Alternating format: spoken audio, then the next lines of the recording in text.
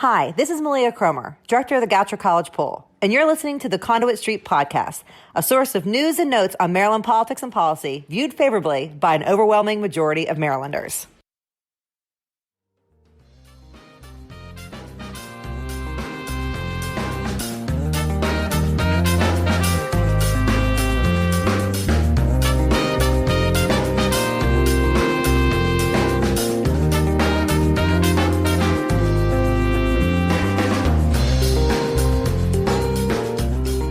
Hello and welcome to the Conduit Street Podcast. Kevin Kinnally here with a special co-host, MACC's Policy Associate, Drew Jabin. Drew, filling in for Michael today. We are recording virtually, but how are you today? Thanks for coming on and guest hosting.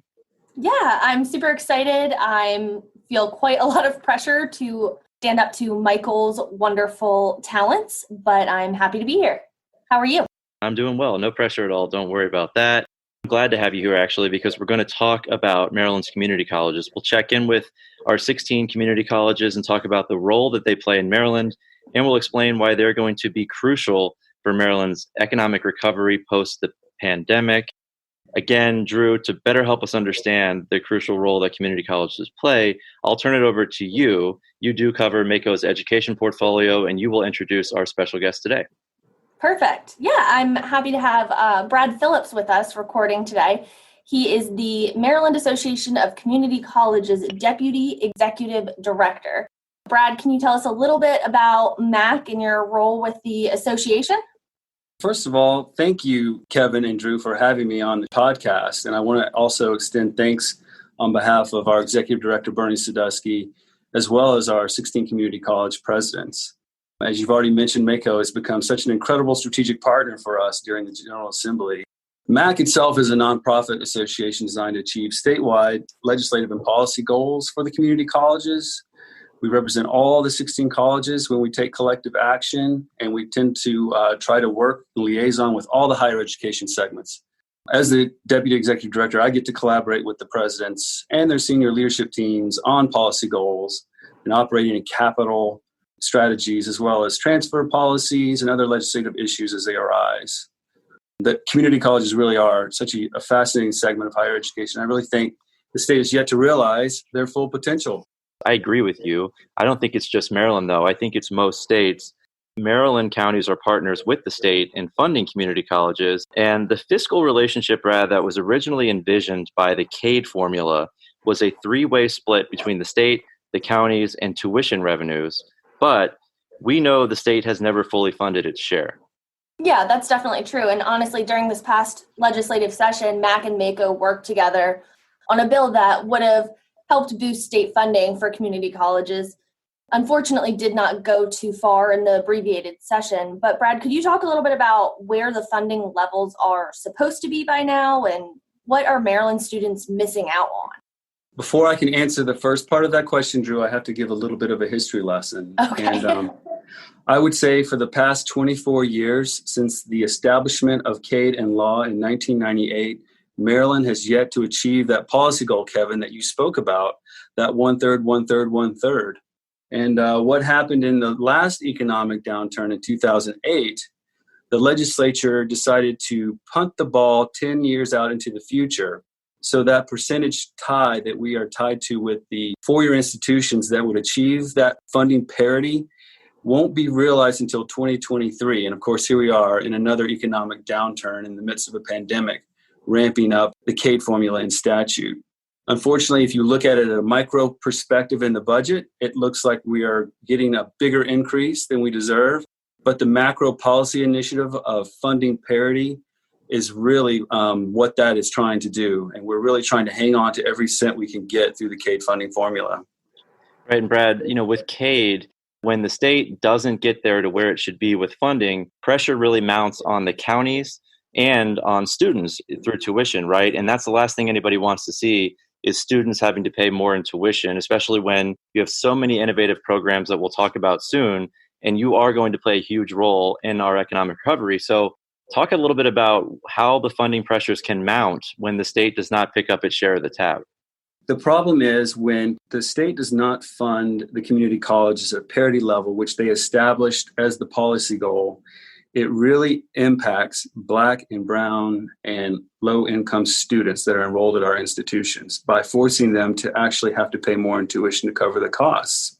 We're at a point where the state is asking us to do more than we can do without further help from the state. Students cannot pay any more tuition, especially during a pandemic. And the goal here was when CADE was established and there was a funding percentage linked to the four-year institutions, it was done so deliberately, knowing that once the state funded the four-year institutions, the community colleges would get a third of the cost, 29%. Unfortunately, what happens, the formula, when we have a bad year, the four-year institutions get cut, and we also get a double cut, a removal of all any increase that we would have gotten through the CADE formula. So it's a double whammy effect, so to speak. And it really is hurting low-income minority students. 60% of our students are minority students, and 40% receive Pell, which is a proxy for low income. We think that's an understatement. I think there's more that have difficulties navigating the financial aid landscape. We certainly need to fund our community colleges. I think counties have stepped up and tried to chip in everywhere that we can so that we don't see tuition rise for students, particularly students that you're talking about, maybe low income folks who have limited resources. But Drew and I were talking earlier, it's amazing the amount of programs that community colleges provide, and especially that's important amidst this pandemic. Yeah, so even with the funding shortage, the Maryland community colleges provide licensure and certification training in over 130 occupations to over 100,000 students per year. That has got to be huge in workforce development. Definitely. I mean, and Brad, we have a worldwide pandemic. We have high unemployment in this country. And so it is very, very important and relevant for community colleges to play a role in this recovery. In Maryland, we know there are tons of folks out of work currently. Talk a little bit about where community colleges fit in for retraining, improving workplace skills, etc. Well, the time of community colleges has arrived. And as the social contract that we all are operating in Maryland has required Marylanders, I should say, to have some type of training after high school. We learned at the last economic downturn in 2008 that the jobs that were lost, that did not come back, did not require further education out of high school, like those licensure and certification programs. The knowledge economy, the world that we live in now requires the workforce to have the specialized skills necessary to be successful in what they do. Those programs that you spoke about are what gets Maryland to work. They are the programs that allow students to have a comfortable lifestyle, to have a quality of life, and to be able to flourish and be able to support their families. And we are really where the workforce meets the road. One of my professors one time told me that higher education was invented in the workplace and not the temple. And we are really right there on the ground floor of where Marylanders go to get retooled and get back into the economy, especially now when the economy is shedding jobs because of the global pandemic that may not ever return. I love that, where the workforce meets the road. You know, we talked a lot about the Kirwan Commission on this podcast. There is definitely a drive to provide those skills that are needed for high-skilled work, right? And we know that a lot of times those jobs are more in demand for kids that are coming out of school. They're high-paying, as I said, and they are needed. Community colleges have been doing that for a long time. I mean, it seems like everybody else is starting to catch up and realize that we have a demand for high-skilled workforce.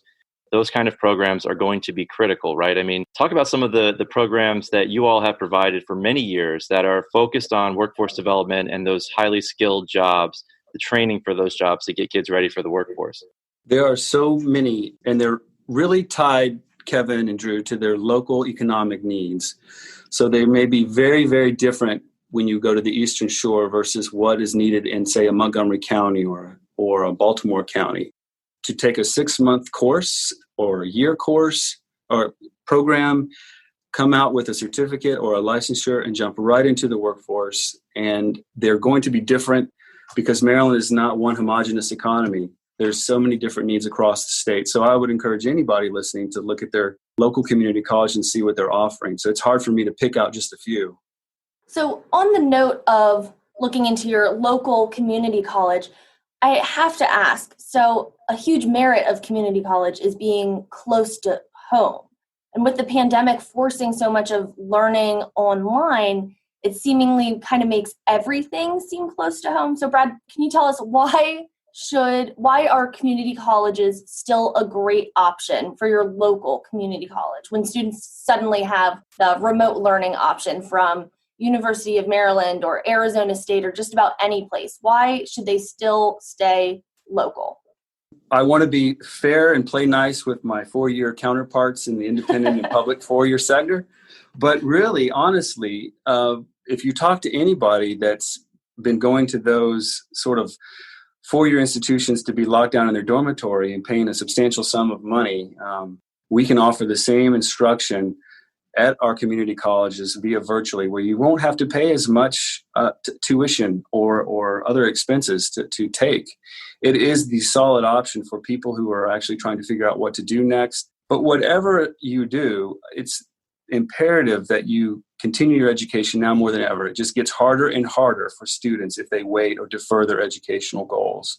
And we really think that if you're on the fence, give the community colleges a try. You can take it at home. It's local. The tuition is much more affordable. And we think it's a win. And we're really working with our four-year counterparts on transfer. The pandemic has upended our enrollment patterns. There will be no more majority of students that start at one institution and graduate from that institution. The majority of students will now be attending one or more institutions. So we think it's a win-win all the way around. So Brad, you mentioned earlier that, local community colleges are really tailored to their communities and some take a regional approach. And the community college system was built just that way, right? To allow certain campuses to host specialty programs that don't make sense in a lot of other places, just not enough interest, not enough students. Are we seeing those programs start to blossom during an environment with a lot of remote learning? Students from all across the state enrolling at, let's say, Cecil Community College or wherever, because they have the lead program in something and it just got easier to access. Are we seeing those programs start to blossom? We will find out eventually, Kevin, as the enrollment numbers come in. It's still sort of the first draft, but those statewide shortage programs are valuable to the state, and the community college as a sector work well with each other to allow students in one, say, service area to access a program in another service area at that in-state cost, with the state keeping a catalog of what those opportunities are. And I would imagine those programs will gain more and more traction as we go forward. Those statewide programs can be expensive, and it's really nice to be able to collaborate with all of the colleges in offering those. We know that many community college students, they ultimately transfer, as you said earlier, to the four-year institutions. I think it's something like 15,000 students a year attend the campus-based college transfer events during both spring and fall semesters. Yes, and Brad, I believe those events are critical for students to discover and explore opportunities for next steps in higher education. They're essentially just keys to the transfer students' decision-making process. I don't know, amid the pandemic, it seems like a lot of those are going to be cut off. They're not going to have the ability to go and attend these fairs and learn more about how they can continue their education. Brad, how are community colleges responding to that? What are you doing to make sure that those opportunities still exist and that students have all the information they need should they want to go ahead and maybe transfer to a four-year school? No, this is a great question, because this is the first year that we've actually launched a statewide virtual transfer fair. And if you go to our website, you can see we had 3 different dates, over 100 institutions for each community college to set up. And I want to emphasize that the colleges did a lot of the work and the universities did most of the work. We provided them a one-stop website portal where they could go and just see what options are available to do these virtual statewide transfer events. And each of the community college partnered with all of the four-year institutions in Maryland and the private institutions. You can go. We had Georgetown on there. We had a number of out-of-state institutions as well. And we think it's been a remarkable success. We're still waiting to get the numbers of how many students were able to participate in each of the college's events, but we're very excited to be able to do this to help students. We know it's a difficult world to navigate, and transfer is even all the harder considering the pandemic. It sounds like you guys have done some really creative thinking with how to get students involved and really promote necessity of community colleges. Absolutely, Drew. And like I said at the beginning of this, as we begin to grow into our full potential and the economic world in which we live requires students to have some type of post-secondary education, we really, really do want to make sure that we have all of our loose ends tied up. Students can transfer.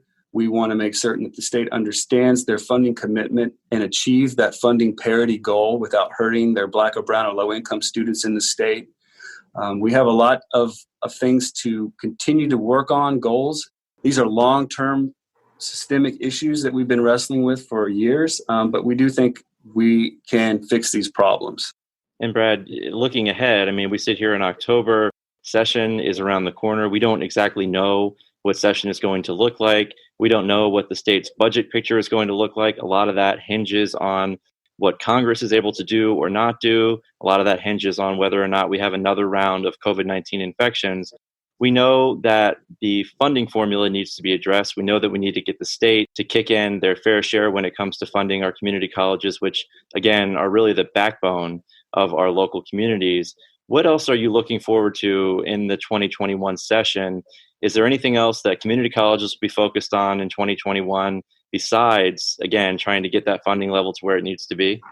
Obviously, the bread and butter issues of our operating budget and our capital budget request, as well as a facilities renewal grant. We haven't really talked much about that, but we recently started a grant program to receive funding for our facilities renewal projects. Well, that money was taken back by the Board of Public Works in 2020 and 2021, and we're hoping to get it in 2022, but we're still missing $250,000 from the first year for some of our schools that had started projects and have to pay to finish them out of pocket. We hope to be able to reinstate the funding for the facilities renewal grant for 2020 and 2021 and 2022.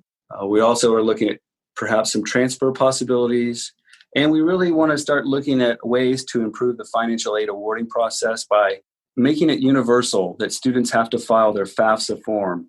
The FAFSA form is sort of an administrative document, but it really determines what students pay, not the sticker price, but what they actually pay when they go to college. And I think if more students were to file their FAFSA, they would be eligible for Pell or Promise or other state need-based financial aid.